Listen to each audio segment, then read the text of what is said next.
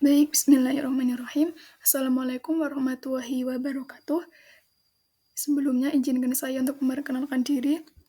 Nama saya Anissa Aulaliyah dari Program Studi Akidah dan Filsafat Islam semester 4 dengan NIM 53050220021. Pada presentasi kali ini saya buat untuk memenuhi tugas ujian tengah semester mata kuliah feminisme dengan dosen pengampu Ibu Siti Robikah MAG. Video ini akan menjelaskan mengenai bagaimana makna feminisme dan juga argumen saya tentang feminisme. Langsung saja kita masuk ke pendahuluan. Di situ dijelaskan bahwa lahirnya feminisme tidak terbelakangi oleh kesadaran moral para kaum perempuan yang tersubordinasi oleh kaum laki-laki. Gerakan feminisme diharapkan dapat mengakhiri penindasan, kekerasan, diskriminasi, dan marginalisasi terhadap perempuan. Jadi, perempuan itu mulai sadar dan mulai berpikir bahwa mereka itu mengalami apa yang disebut dengan subordinasi. Apa subordinasi tersebut? Yaitu penomorduaan atau perempuan itu dianggap tidak penting. Kemudian juga ada marginalisasi, yaitu perempuan mengalami sebuah peminggiran, seperti contohnya poligami dan lain sebagainya. Hingga itu yang mendorong lahirnya gerakan feminisme. Kemudian slide selanjutnya yaitu apa itu feminisme?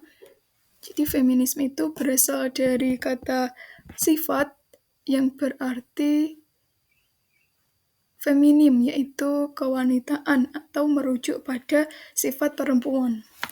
Feminisme adalah gerakan untuk mengakhiri seksisme, eksploitasi seksis, dan penindasan. Apa itu seksisme? Seksisme itu berupa diskriminasi atau pemikiran yang percaya bahwa laki-laki lebih superior dibandingkan dengan perempuan. Contohnya seperti perempuan tidak bisa menjadi seorang pemimpin karena kurang bisa mengontrol emosional dan lain sebagainya. Ada juga eksploitasi seksis, yaitu kekerasan terhadap individu yang berupa memanfaatkan organ tubuh seksual untuk mendapatkan keuntungan. Contohnya seperti pelecehan dan pencabulan. Kemudian ada penindasan. Penindasan di sini merupakan tindakan atau kekerasan yang dilakukan oleh seseorang secara sengaja yang bersifat bisa fisik dan sosial yang menyebabkan adanya kejahatan dan ancaman hingga akhirnya mengakibatkan keadaan psikis yang tidak baik, kehilangan kepercayaan diri, dan lain sebagainya. Contohnya seperti bully dan juga pelecehan seksual. Feminisme juga merupakan gerakan yang bertujuan untuk memperjuangkan hak-hak perempuan dengan kesetaraan dalam aspek kehidupan. Jadi perempuan ingin mendapatkan hak-haknya yang memang sudah ada di dalam kesetaraan di kehidupan ini. Selanjutnya mengenai sejarah feminisme. Gerakan feminisme dimulai pada abad ke-18 dan berkembang pesat sepanjang abad ke-20 yang dimulai dengan penyuaraan persamaan hak politik bagi perempuan. Di Indonesia pun, satu abad setelahnya yaitu abad ke-19, era Kartini ikut membuahkan pemikirannya mengenai kritik perempuan Jawa yang tidak diberikan kebebasan mengecap pendidikan yang setara dengan laki-laki. Selanjutnya mengenai argumen saya mengenai feminisme. Yang pertama, belajar feminisme bertujuan untuk kita memahami diri sendiri dan orang lain.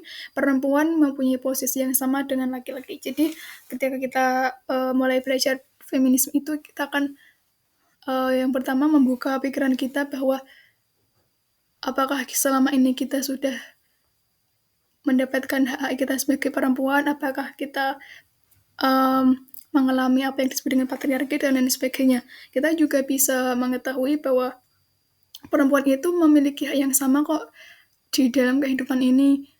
Tidak harus laki-laki lebih unggul seperti itu. Kemudian yang kedua, gerakan feminisme telah dan terus mengkampanyekan hak perempuan seperti hak untuk memilih, hak untuk bekerja, mendapatkan pendidikan, dan lain sebagainya. Jadi perempuan tidak hanya melulu hanya di rumah, terbatas kegiatannya, tidak, tetapi dia juga bisa bekerja, dia juga bisa berpendidikan tinggi, dan lain sebagainya. Kemudian yang ketiga, feminisme juga berupaya melindungi perempuan dari tindak kekerasan, pemerkosaan, pelecehan seksual, dan kekerasan dalam rumah tangga. Tidak bisa dipungkiri bahwa di dalam rumah tangga itu uh, ada kekerasan yang dilakukan oleh seorang suami kepada istri. Selanjutnya ada yang keempat, feminisme bertujuan melawan patriarki dalam kesetaraan gender dan memperjuangkan hak perempuan. Jadi patriarki ini kan adalah sebuah